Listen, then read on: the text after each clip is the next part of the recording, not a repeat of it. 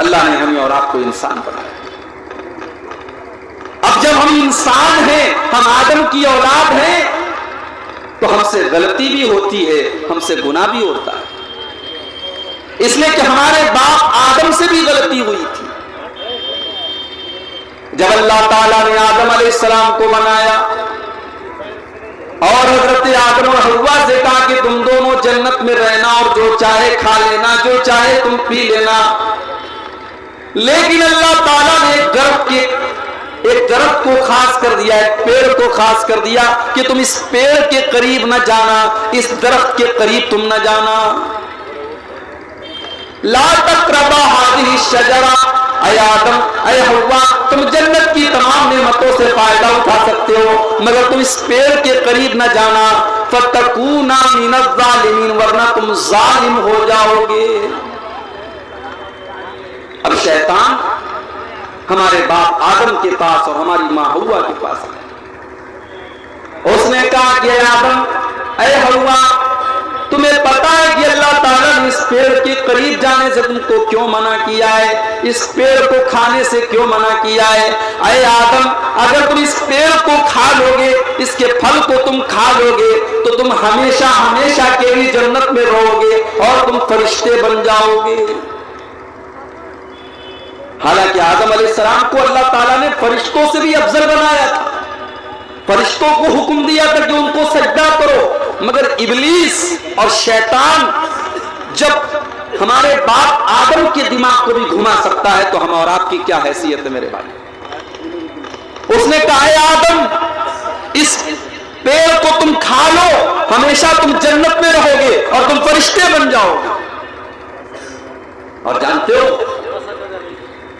ابلیس نے اللہ کی قسم کھا کر کے کہا اے آدم، میں اللہ کی قسم کھا کر کے کہتا ہوں میں تمہارا بھلا چاہتا ہوں، میں تمہارا دوست ہوں، میں تمہارا ساتھی ہوں، میں تو تمہاری بھلائی چاہتا ہوں. قرآن کہتا ہے فَدَلَّاهُمَا بِغُرُورٍ، جب آدم اور حوا کے سامنے شیطان نے اللہ کی قسم کھا لی تو دونوں دھوکہ کھا گئے. جو اللہ والے ہوتے ہیں وہ اللہ کے نام پر دھوکہ بہت جلدی کھا لیتے ہیں. اللہ والوں کو اللہ کے نام پر بیوقوف بنانا بہت آسان ہوتا ہے. فَدَلَّاهُمَا بِغُرُورٍ، آدم اور حوا کو شیطان نے اپنے شیشے میں اتار لیا، دونوں نے اس درخت کے پھل کو کھا لیا. فَلَمَّا ذَاقَ الشَّجَرَةَ، جب آدم اور حوا نے اس پیڑ کو کھا لیا، بدت لہما سوآتہما، تو دونوں ننگے ہو گئے، دونوں کی شرمگاہیں نظر آنے لگی، دونوں کا ستر نظر آنے لگا، دونوں کے بدن سے کپڑے اتر گئے. دیکھو گناہ کتنی خطرناک چیز ہوتی ہے، اللہ کی نافرمانی کتنی خطرناک چیز ہوتی ہے کہ جیسے ہی آدم اور حوا نے اس درخت کو کھایا ان کے بدن سے کپڑے اتر گئے اور دونوں ننگے ہو گئے. فَاتَّفِقَا يَقْصِفَانِ عَلَيْهِمَا مِنْ وَرَقِ الْجَنَّةِ، لیکن آدم علیہ السلام کو یہ اچھا نہیں لگ رہا تھا میں ننگا رہوں، حضرت حوا کو یہ اچھا نہیں لگ رہا تھا میں ننگی رہوں. ان دونوں نے جنت کے پتوں کو توڑ توڑ کر کے اپنے آپ کو ڈھانکنا شروع کر دیا. پتہ یہ چلا کہ آدم اور حوا نے اپنی اولاد کو یہ پیغام دیا کہ تم ننگے مت رہنا، ننگے رہنا یہ انسان کی پہچان نہیں ہے، یہ جانور کی پہچان ہے. اور آج کے دور میں ننگے رہنا یہ ترقی کی پہچان ہے. جو عورت جتنی ننگی رہتی ہے اس کو اتنا ترقی یافتہ، اتنا ماڈرن اور اتنا فیشنیبل مانا جاتا ہے. آج بڑے بڑے مقابلے ہوتے ہیں، دنیا کے خوبصورتی کے مقابلے ہوتے ہیں اور عورتوں کے بدن سے کپڑے نوچے جاتے ہیں، ان کو ننگا کیا جاتا ہے اور دنیا کو یہ بتایا جاتا ہے کہ جو عورت جتنی ننگی ہوگی اتنی وہ ترقی کرے گی. میرے پیارے ساتھیوں، ہمارے باپ آدم اور ہماری ماں حوا، ان کی جو اولاد ہیں، جو انسان ہیں، انہوں نے اپنی اولاد کو یہ پیغام دیا کہ ننگا رہنا یہ انسانیت نہیں ہے، یہ تو حیوانیت ہے. جو انسان ہوگا وہ ننگا نہیں رہے گا، وہ اپنے ستر کو چھپائے گا، اپنی شرمگاہ کو چھپائے گا. حضرت آدم اور حوا نے جنت کے پتوں کو توڑ توڑ کر کے اپنے ستر کو ڈھانپنا شروع کر دیا. اللہ نے فرمایا الم انہکما ان تلکما الشجرتی، اے آدم کیا میں نے منع نہیں کیا تھا، اے حوا کیا میں نے منع نہیں کیا تھا، میں نے تم کو بتایا تھا کہ تم اس پیڑ کے قریب نہ جانا، پھر بھی تم نے اس درخت کو کھا لیا۔ اب ہمارے باپ آدم نے اور ہماری ماں حوا نے اللہ کی بارگاہ میں توبہ کی۔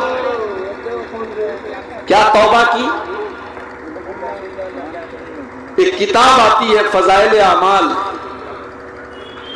نام سنا ہے آپ نے فضائل اعمال کا؟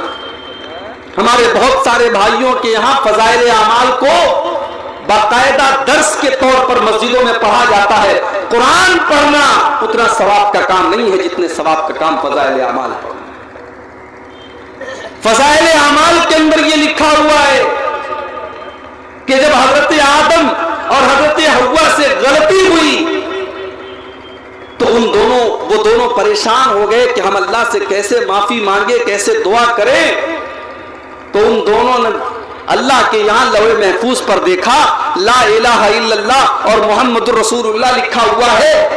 وہ سمجھ گئے کہ محمد الرسول اللہ جب لکھا ہوا ہے اس کا مطلب کہ یہ کوئی بہت بڑی ہستی ہے۔ انہوں نے اللہ کے رسول کے وسیلے سے دعا مانگی اور ان کی دعا قبول ہو گئی۔ اور جب انہوں نے اللہ سے یہ کہا کہ اللہ تو محمد کے وسیلے سے ہماری توبہ کو قبول فرما لے، اللہ نے ان کی توبہ کو قبول کر لیا۔ کہاں لکھا ہوا ہے؟ فضائل اعمال میں لکھا ہوا ہے۔ لیکن میرے پیارے ساتھیوں، قرآن کیا کہتا ہے؟ قرآن یہ کہتا ہے کہ آدم اور حوا نے اللہ کی بارگاہ میں یہ دعا کی ربنا ظلمنا انفسنا وَإِن لَّمْ تَغْفِرْ لَنَا وَتَرْحَمْنَا لَنَكُونَنَّ مِنَ الْخَاسِرِينَ۔ اے اللہ، اے ہمارے پروردگار، ہم نے یہ گناہ کر کے، ہم نے یہ خطا کر کے، ہم نے یہ غلطی کر کے اپنی جان کے اوپر ظلم کیا ہے، ہم نے اپنے اوپر اتیاچار کیا ہے۔ وَإِن لَّمْ تَغْفِرْ لَنَا، اور اگر تو نے ہم کو معاف نہیں کیا، وَتَرْحَمْنَا، اور اگر تو نے ہم پر رحم نہیں کیا، لَنَكُونَنَّ مِنَ الْخَاسِرِينَ، تو اے اللہ ہم بہت بڑے نقصان اٹھانے والوں میں سے ہو جائیں گے، ہم بہت بڑے خسارہ اٹھانے والوں میں سے ہو جائیں گے۔ قرآن تو یہ دعا بتا رہا ہے۔ اور فضائل اعمال کے اندر کیا لکھا ہے کہ اللہ کے پیارے نبی کے وسیلے سے دعا مانگی گئی۔ اس کا مطلب یہ ہوا کہ وہ رانگ نمبر ہے، وہ غلط نمبر ہے، اور صحیح بات وہ ہے جو قرآن بیان کر رہا ہے کہ حضرت آدم اور حضرت حوا نے اللہ کی بارگاہ میں یہ دعا کی اور اپنی غلطی کا اقرار کیا اور اللہ سے دعا کی کہ اللہ ہم نے اپنی جان پر ظلم کیا ہے اور تو نے اگر معاف نہیں کیا تو ہم کہاں جائیں گے۔ اللہ نے دونوں کی توبہ کو قبول کیا۔ ایک طرف حضرت آدم سے غلطی ہوئی، انہوں نے توبہ کی، انہوں نے اللہ سے معافی مانگی، اور جب ابلیس سے غلطی ہوئی، ابلیس نے جب گناہ کیا، ابلیس نے جب اللہ کے حکم کے باوجود حضرت آدم کو سجدہ نہیں کیا اور اللہ نے پوچھا کہ تو نے آدم کو سجدہ کیوں نہیں کیا، تو ابلیس نے معافی نہیں مانگی، ابلیس نے توبہ نہیں کی۔ ابلیس نے کیا کہا؟ انا خیر منہ، قال انا خیر منہ خلقتنی من نار وخلقتہ من طین۔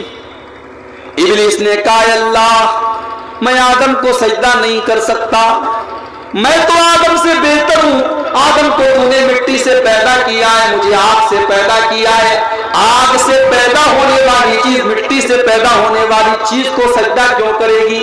اے اللہ میں آدم کو سجدہ نہیں کر سکتا۔ اللہ نے فرمایا مَا لَكَ أَن تَتَكَبَّرَ فِيهَا، تو تکبر کر رہا ہے، تو اہنکار کر رہا ہے، تو گھمنڈ کر رہا ہے، تو جنت میں رہ کر کے تکبر نہیں کر سکتا، تو اللہ کی بارگاہ میں رہ کر کے تکبر نہیں کر سکتا۔ فَخْرُجْ مِنْهَا، تو نکل جا ہماری بارگاہ سے، تو نکل جا جنت سے۔ اللہ نے ابلیس کو جنت سے نکال دیا اور قیامت تک کے ابلیس کو شیطان بنا دیا، لعنتی بنا دیا۔